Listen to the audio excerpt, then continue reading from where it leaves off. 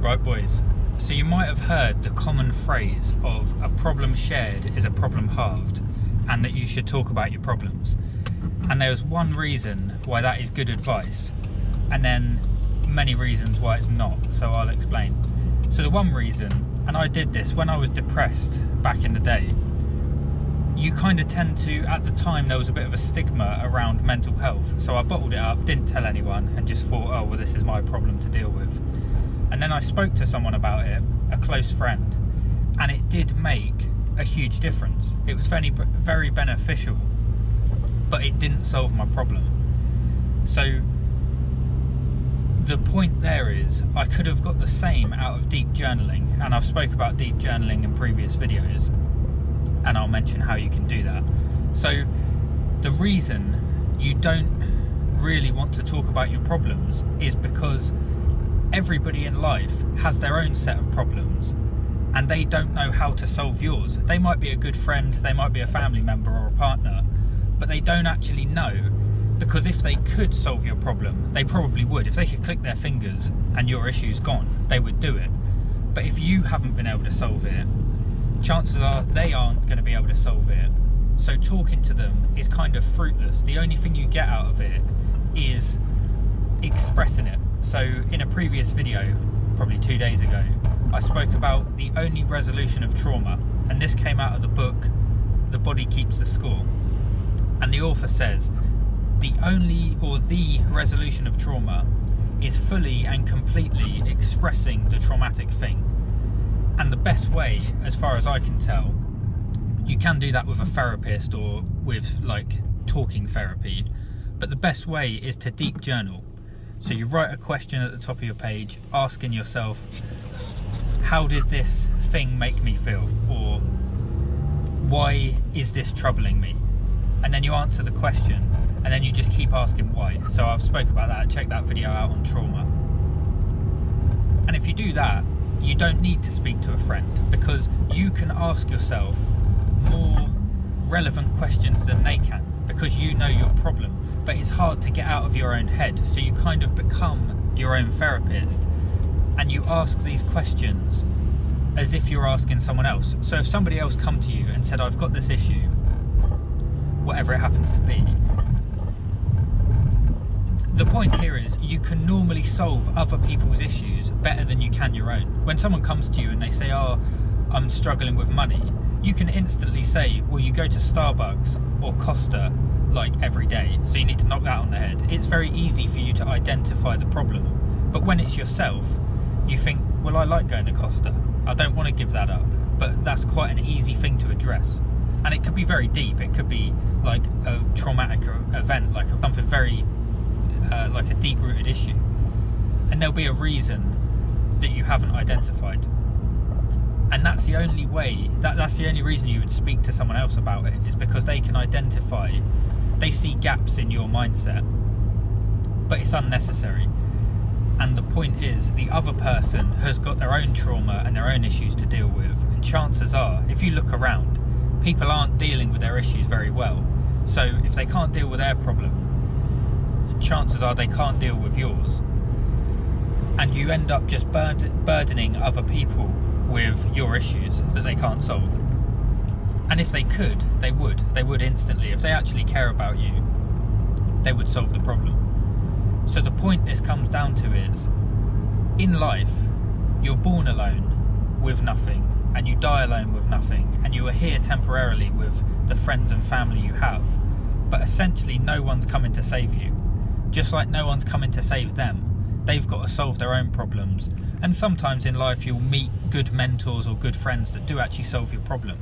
But it's actually on you. They could tell you as well, you've got to do this. So say you're overweight.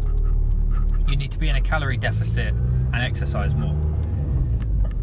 That's like a 2-second conversation. If that's you, you need to be in a calorie deficit and exercise more. That's conversation over. You could have done that on a deep journaling session, right at the top of the page. Why am I so fat? And why have I been fat for the last 10 years? Well, you eat too much and you don't exercise enough. There you go, therapy session over. Now you've got the next 5 years of being in a calorie deficit and doing exercise, and then you will achieve the result you want. But there's no talking required. So step 1 is deep journal to identify the cause of your problems and the solutions. And then step 2, the thing I want to talk about today, is stoicism. Once you realise this, that nobody's coming to save you and one conversation isn't going to magically solve all your problems, then you become stoic. So stoicism is the ability to bear hard situations without kind of complaining about it. So it's, and I spoke in yesterday's video, I told the story when I injured my hand with a chainsaw and decided not to take pain medication for about 12 hours. And I was in pain, but I bore it in a stoic fashion. So I would have doctors and nurses come round to check on me and be like, oh, do you need any more pain medication? And I was like, no, I'm fine. And they didn't realise I hadn't had any. There's people like prodding around in an open wound. You can literally see the bone and muscle and the skin's flapped open. And I'm like, oh no, I'm all right. And they just assumed I'd had, there was a guy coming around every 2 hours offering me morphine. And they obviously know that's the setup. So they just assume, oh, this guy's had morphine 2 hours ago, he's loving it. When in reality, I'm just sat there stoically dealing with the pain in a way that you wouldn't even know. So that's stoicism. And what we're doing now, we're heading down to the sea for a sea swim. And this is our weekly, we do this every Friday. And we've done this for a couple of years now, once a week without fail. And the reason we do this is because it's a way of practicing stoicism. This is like going to the gym to build muscle. We do this to build stoicism. And it's directly correlated to how well you can deal with things in your life. So for example, me and Tony and potentially Shane are going to go in the sea. We've all got the same problem. And this is like life. This is the sea swim is a metaphor for life. We all have problems in life. And if you try and lean on somebody else, chances are they've got their own problems. So all three of us have got to go in the cold sea. If I do a talking therapy session with Tony and say, bruv, I've got to go in the cold sea, this is so hard and I don't want to do it, he's right alongside me having to do the same thing. So he's got his own problems to deal with. So if we all talk about it, none of us would get in the sea and it wouldn't actually solve our problem. But what we're all going to do instead, me probably a little bit less because I go a bit hyper in the sea and I shout and do all craziness, but we are all stoic. We all know, well, he's alongside me, he's got to do the same thing, I've got to do the same thing, talking about it isn't going to help. So we all just suck it up and stoically go in the sea. Now I'll tell you a story. This is kind of like a superpower of mine, and sometimes it's to your own detriment. You can be so stoic that you deal with things to the point where it becomes a problem. When I was learning to meditate with the monks in Samye-Ling Monastery in Scotland, the monks were so stoic. When they lived in Tibet, they just live in like wooden shacks. It's very rudimentary living conditions. And one of them, he was so bothered about, like, his purpose was meditation. So he'd sit in his mud hut, eating not very good quality food, and he had some disorder with his digestive system, a little bit like me actually. I can only eat carnivore, I can't eat veg and fruit and things like that, but all he could digest was milk. So this guy's living off literally milk, and all of the monk friends around him were like, you need to go see the doctor, you need to solve this health issue. But he just sat there stoically and was like, nah, I need to meditate. And he died. Like, the dude died of whatever it was. It was probably some like digestive, colon cancer or something. Might have been treatable, but the dude died. And another example, I do want to tell the story about a load of synchronicities that happened when I went to this monastery. But I went to this monastery, come back, and then a book kind of presented itself to me. Read the book, and it was about the guys that founded Samye-Ling Monastery. And one of the monks, you don't realise how crazy monks' lives are. You think they're boring, they just sit in the monastery and meditate. But this one monk, they were two brothers very high up in this kind of lineage of Tibetan monks. And he decided to go into, I can't remember what they called it, it's like silent meditation. It's basically like solitary confinement in prison. It's a very deep, it's like there's no sound and no light. They block you in, and he's in there for like 3 years, and he's halfway through his meditation. Like these guys don't fuck about when they're meditating. It's very important to them. So he's in this deep meditation, and I think he was planning on doing about 7 years. Anyway, halfway through, his brother gets stabbed.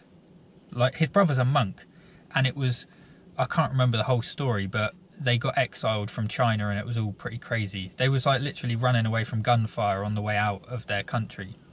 But I'll talk about that. And his brother got stabbed up like about 50 times. It was a brutal murder of his own brother.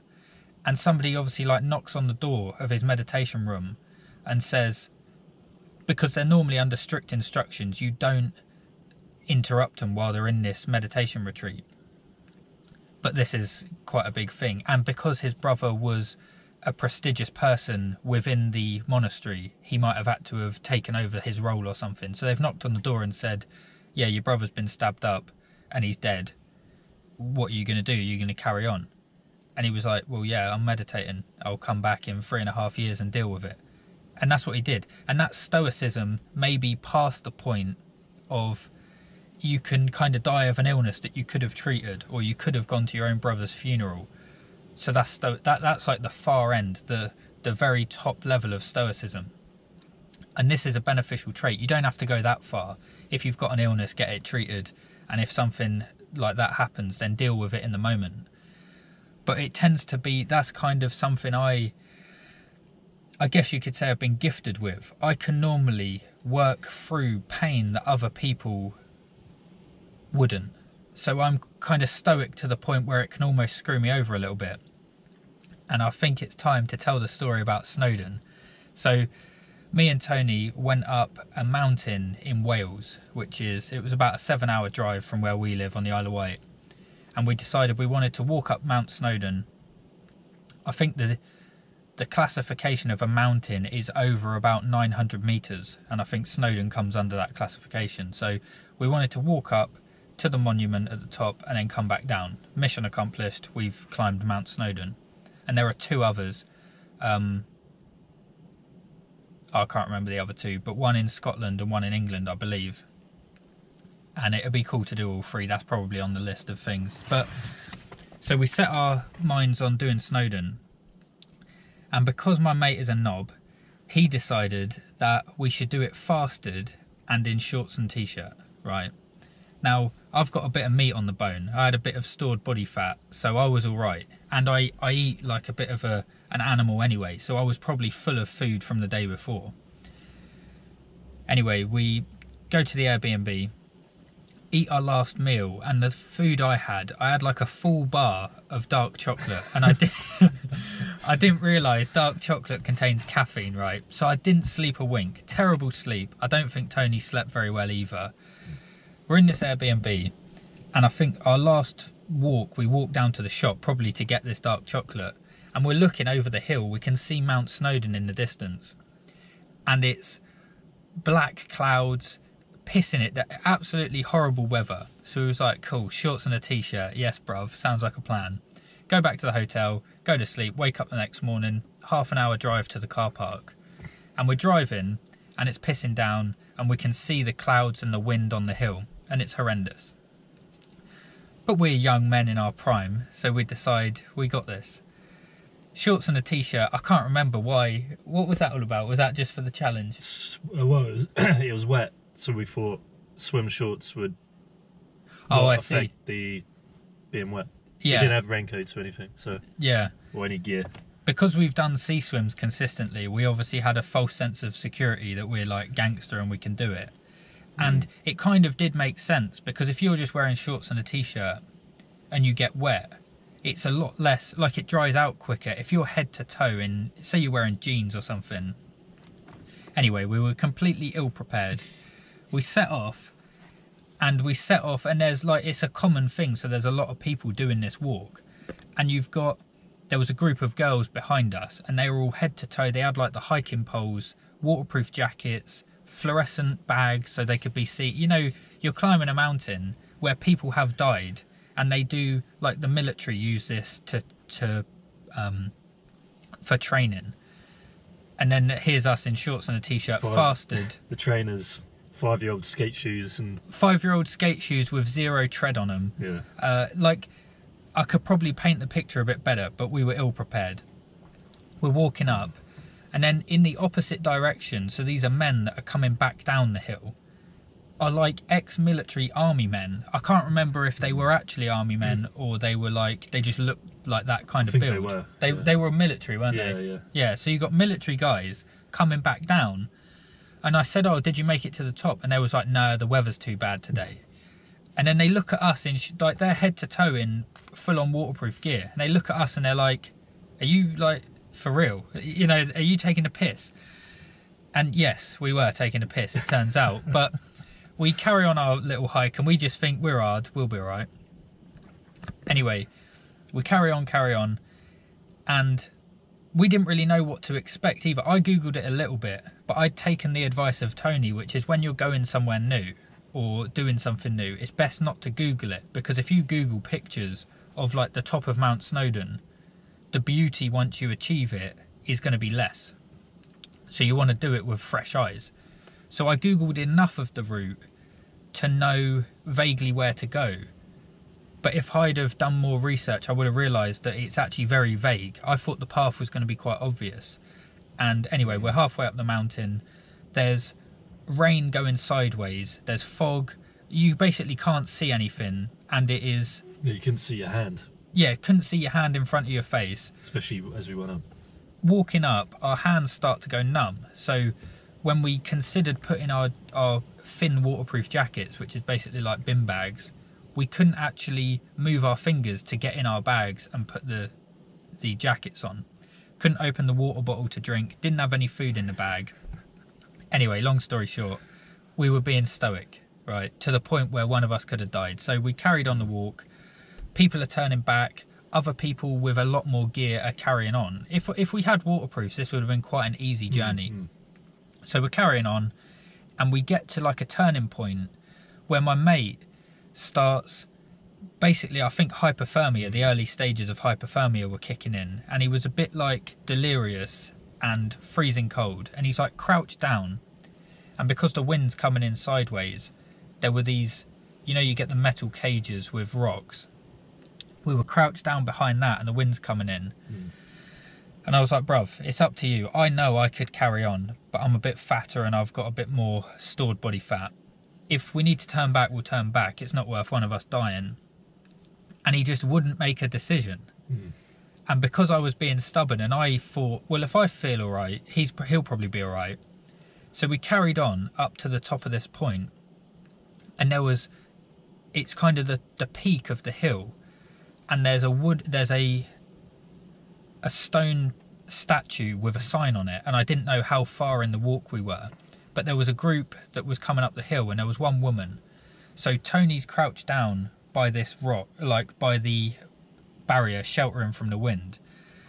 I'm talking to this woman, and I didn't even realise, but she's sheltered. She stood behind this rock. It's about as tall as a person, 6 foot tall.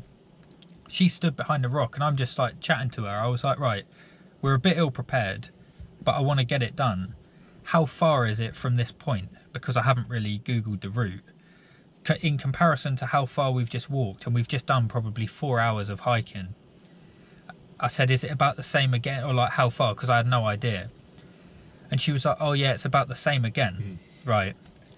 And this, I thought, right, we got no chance. We need to head back as soon as possible. But while I was chatting to her, the wind is coming over the brow of this hill and it's just battering me. And I didn't realise how stoic I was being in that moment. I was just stood there taking this wind with no gear on. So anyway, she walks down, her and her group walk down this other way. And in that moment, I was like, Tony still wasn't making a decision. I think he was just delirious from the cold. I was like, right, it's another 4-hour walk. I don't think I have that in me, so I'm not going to do it. So I made the decision, and I don't want one of us to die. There's no point being so stoic that one of us dies and then I've got to explain to his parents why Tony's not coming back from Snowdon. Do you know what I mean? And it was my idea to go in the first place. So we've made the decision. We're heading back down. And on the way back, we completely got lost. The path is unclear, and it was only because I spotted a guy in the distance with a fluorescent red jacket, and I was like, I'm just going to follow that guy. Even if we get to him and he's going somewhere different, he can help us out, give us a jacket or something. But I was walking with my hands in my pockets on like a knife edge. It's like a cliff, sheer drop to one side, and a really tight path the other side, and people are walking up to try and do it. And I was just walking like on this knife edge with no grip on my trainers, hands in my pockets, giving way to them, like letting them take the nice path. Do you know what I mean? Yeah, I remember seeing that because I was behind you, following you. Yeah. Yeah. I don't know what. You why was am on I? cliff edge side. I'm cliff edge. They're against the mountain, cuddling the mountain. You're like, yeah, right, sheer edge. Yeah, they're holding on because if you lean into the mountain, and the wind was coming, so they're leaning into the mountain. So that when the wind comes, you can kind of brace against the mountain. And on the way up the hill, that was almost throwing me off. But for somehow, and this is where my stoicism can go a little bit too far, because I was being so stoic, one gust of wind, I'm dead. And it's not worth doing that. So don't take this practice too far. But most people err on the side of being too cautious and weak. So this is where the stoicism practice comes in. So anyway, just to wrap the story up, we follow this guy in the fluorescent jacket. They're like dillying around because they've got the clothes on. They can just take in the view. We're on a bit of a mission now to not die. So we overtake him. We get down. It's called the Miners Trail. And we get down and you're sheltered because you're inside the hill. Beautiful views. There's like water, there's like lakes that build up. And then life sort of starts to come back into our bodies. We can start to feel our fingers a bit more. Tony's getting a bit more lively. And we didn't die, so it was good. We're like, the end is in sight. Now we know it's just a walk back to the car. Anyway, so that's the moral of the story. We didn't make it because we were being too stoic, and we could have just worn more reasonable clothes. Got back to the car. Actually, this was on a service station on the way back. Googled how far away from the top, the peak, and the woman completely gave me the wrong information. I was like 100 meters away. I'm not very good with distances, actually. I don't know if that's far, but I was basically, I'm glad I didn't, but I probably could have just run up. It's where the path meets the railway, and then it's very short distance. I could have just run up, touched the monument, come back, got Tony, and then gone back down. But in that time, we've kind of spoke about it since. Something bad could have happened during that time. So anyway, just to wrap it up, that's stoicism. And there are things you can do, like the climbing the Mount Snowdon. We didn't need to do that, but it's a practice in stoicism. So Shane's just turned up. It's time to get in the sea and be stoic, boys. So it's worth mentioning, I can't make a video about stoicism without mentioning Marcus Aurelius and Seneca. So I would definitely recommend checking out Marcus Aurelius's book, Meditations. Another good example of a more contemporary stoic is Stefanio. So you might want to check out his book, Dead Man Walking, or Hard Times Create Strong Men.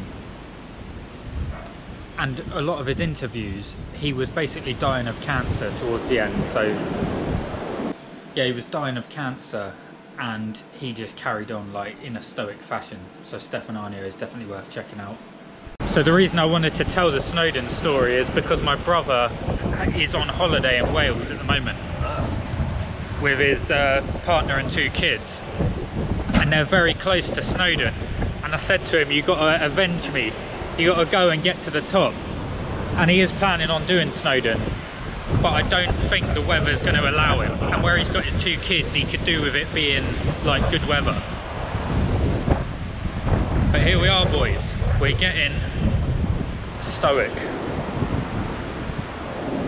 Oh, but I want to talk about it. I'm going to the cold sea, Tony, help me.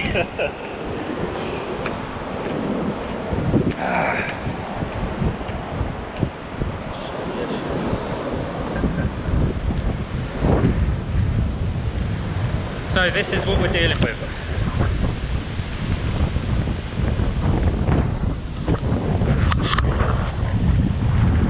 I'm just going to record a quick short while we're here. This is your daily reminder to do something that makes you uncomfortable. Practice stoicism. Today we're in the sea, freezing cold. wavy. Get it done, boys, get it done.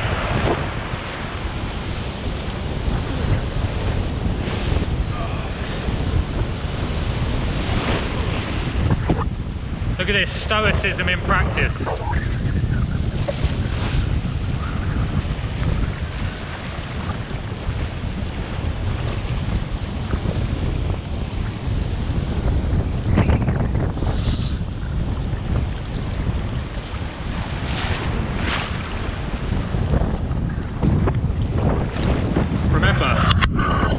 This is a metaphor for life. If you can deal with this out of choice, we choose to come down here and do this, then life's not going to hit as hard. So I'm just going to have to focus, get the head in.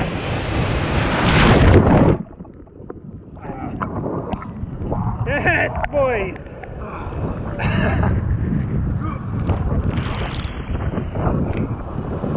Shane's getting after it.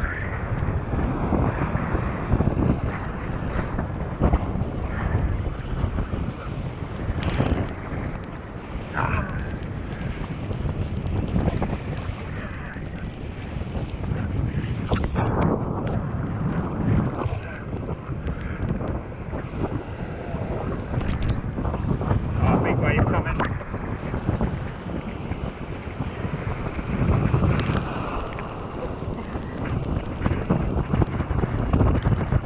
Shane's looking shreddy. Yes, bruv. The summer body is here.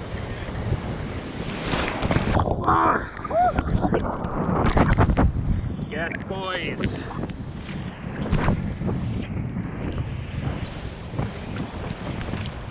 So yeah, the big waves are good because it charges you up, gives you energy. If you've seen a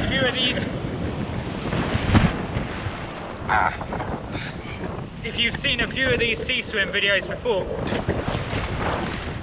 you'll know that the energy hits when you get back in the car. You'll see it in a minute. Oh no! Why she stopped recording, bro? No, we're good. 4 minutes. Do you reckon we've been in 4 minutes? Seems like it, yeah. Right, this is the timer then. For how long? We're 11 minutes at least, isn't it?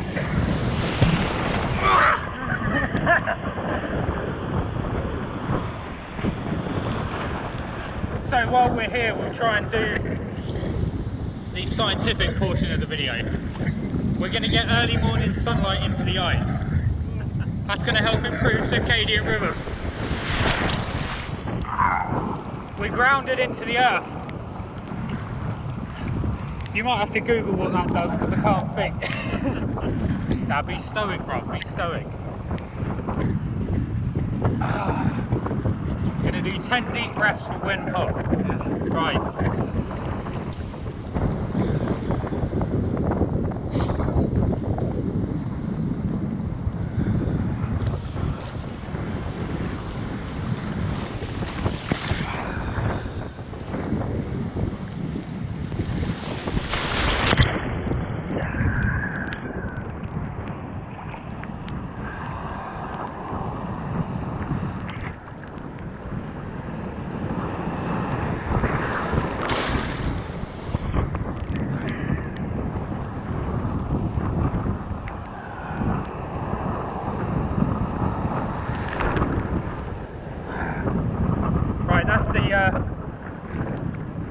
That's the meditation. That's the meditation portion of the video done. Now we're going to mess with some big waves, boys.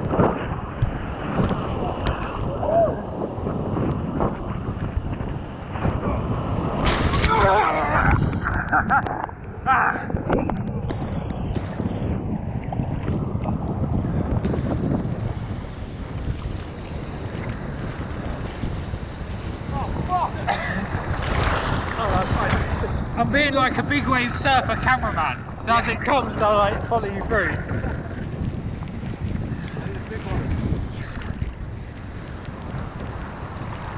Oh, he's going for it. I always wondered, the surfers get really pissed off when the cameramen get in the way, and that's exactly what I just did. Shit. Ah! He's tracking me out.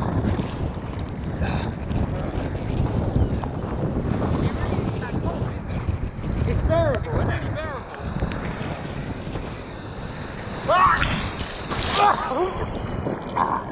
Yeah.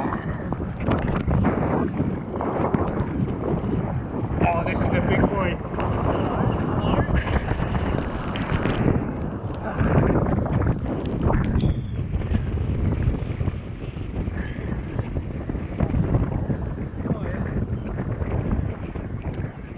It's not as rough as last week as well. This is like really...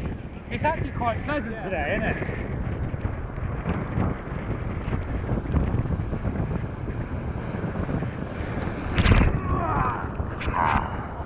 Oh, fuck me! I think you spoke too soon, bro.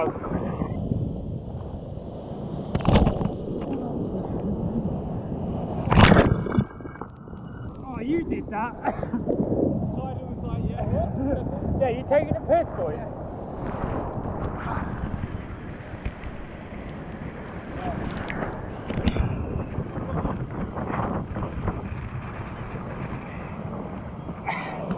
You've angered someone, Shane.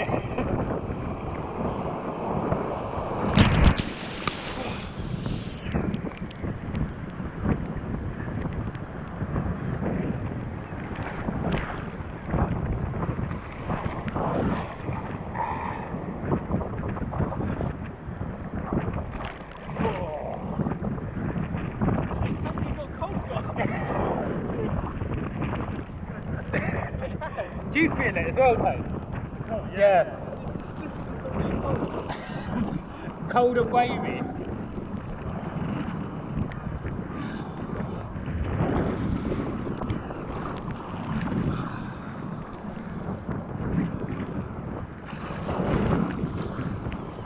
Right, I think I'm entering flow state now. I'm like bouncing with it.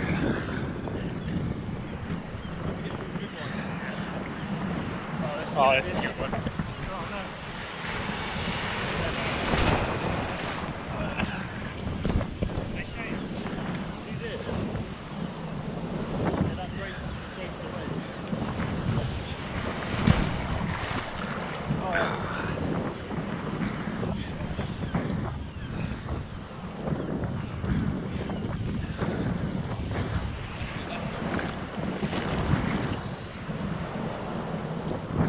Nine and a half minutes. 9.5. Almost there.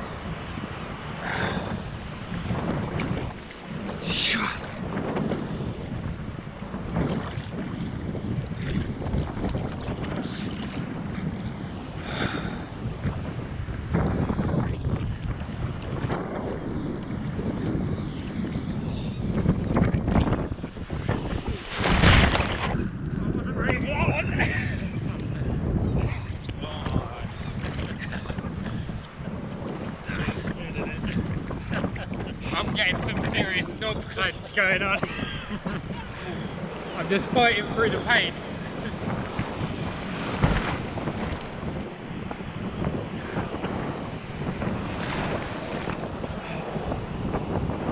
It's these white ones that are hard to deal with, isn't it?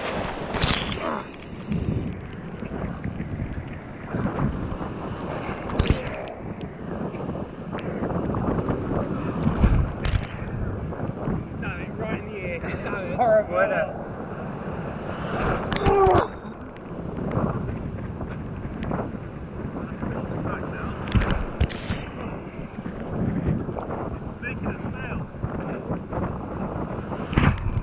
It's trying to make us fail, bro. Just seeing that, right? That was like, you know, when you see a shot out of a movie, you see like a clip that looks like a shot. Tony was stood and he just kind of put his arm up and the waves crashed all around him. Would have made such a good shot. know, like Saving Private Ryan, where all the shit's going on around them. Right, we've done 11 and a half. I'm not going to be the one to call it, so. Well, that's a record for us, isn't it? That's pretty.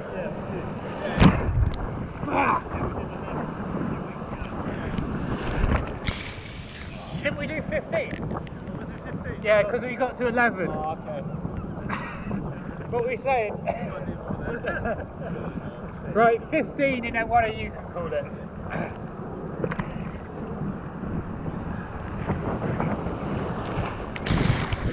We're going to have to be more aggressive if we're staying in.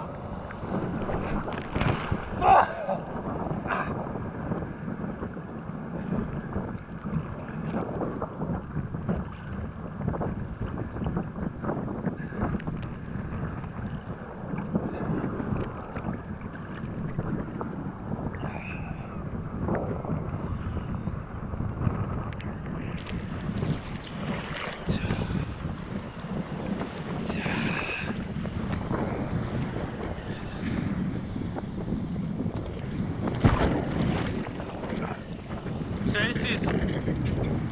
this is another good lesson about stone. I hope you can hear because the audio goes funny, but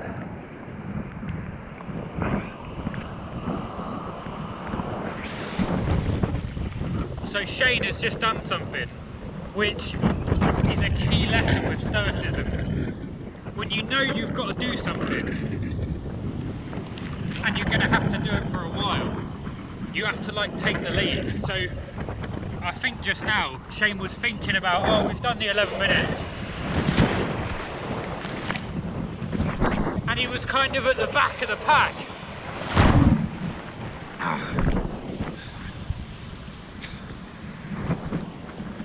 He was at the back of the pack, and it's kind of like a mental weakness. Oh, we can get out soon. As soon as I said we're going to do 15 minutes, and he knew he was committed to that, he went further in the sea,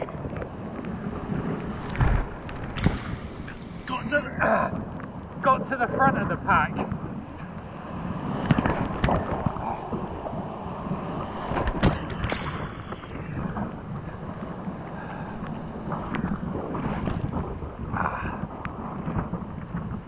because he knows he has to bear it stoically. So there's no point like messing about. When you know what you've got to do, and you know it's going to be hard, you get on and do it. You can't avoid it. The only way through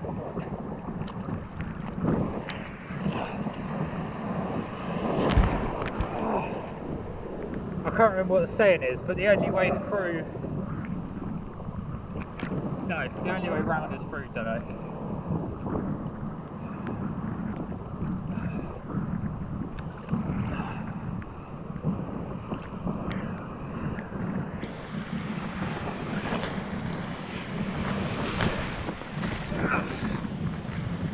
Right boys, 15 minutes, one of you can call it.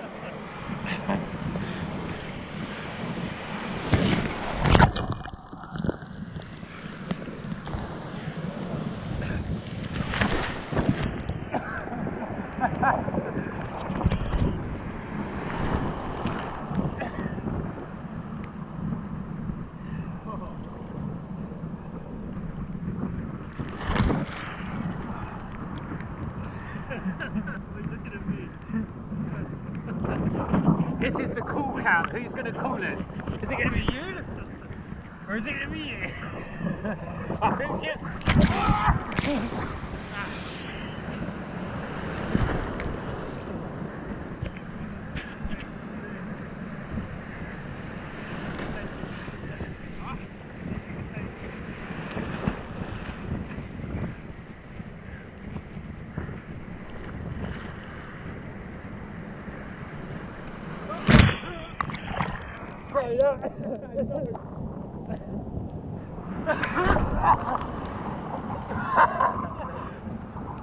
Bro, that looks so hardcore when you do it like that.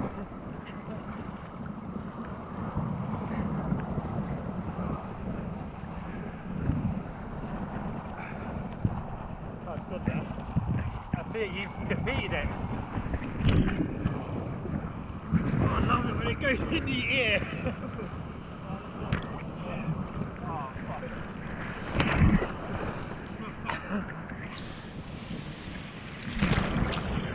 Oh, the close-ups look cool.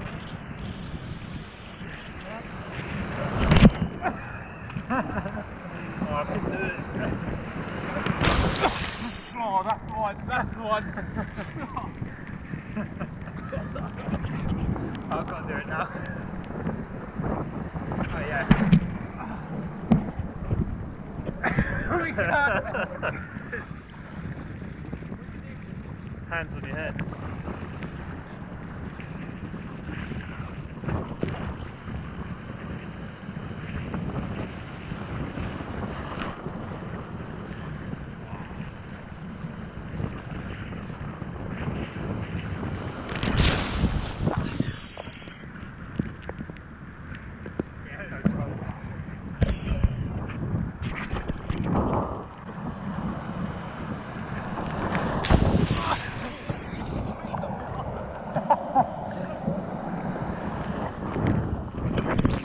Tony's called it!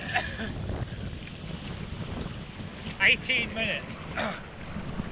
Not bad.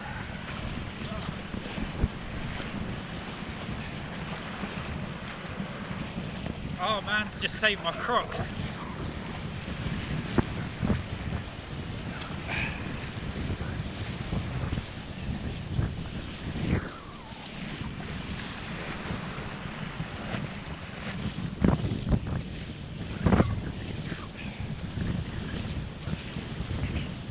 Nice one.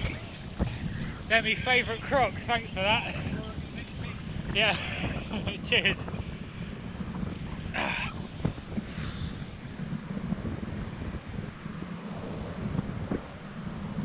Yeah. Done.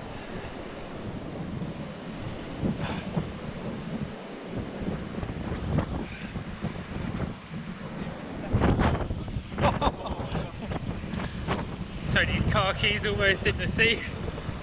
Oh, they were in the sea. They were in the sea, yeah. Oh shit. Can I wash them off?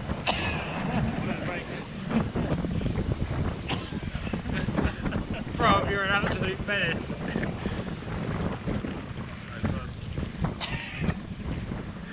So, Tony, we all left our Crocs and sandals by the edge of the water. Some guy kindly just moved them all out of the way so they didn't get washed away. Tony's left his Audi keys and then just washed them off in the sea.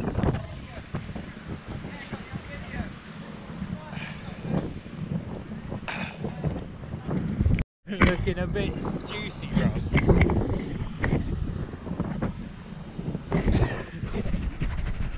He's on the Psalms or whatever it is.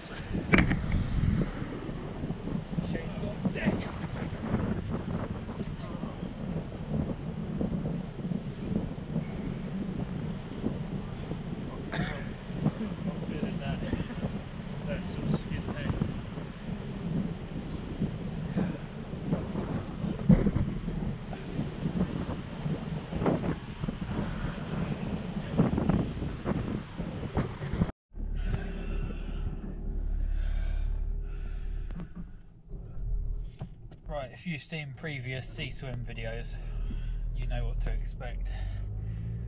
We need a name for this. It's like the post chaos euphoria. Ah!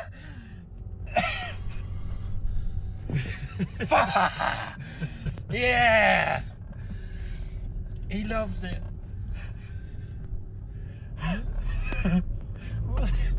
Ah! Fuck! Cheers, bro.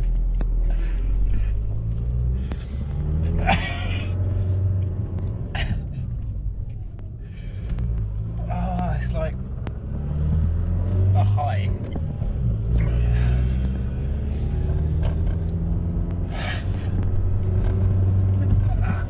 It's like pulsing pain, isn't it? It's just going around the body. Oh, my hands.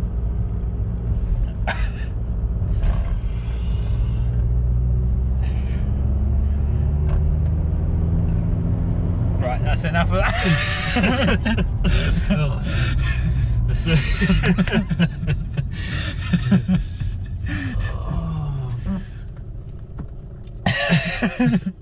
So this is where the stoicism breaks down a little bit. Oh, you little bastard!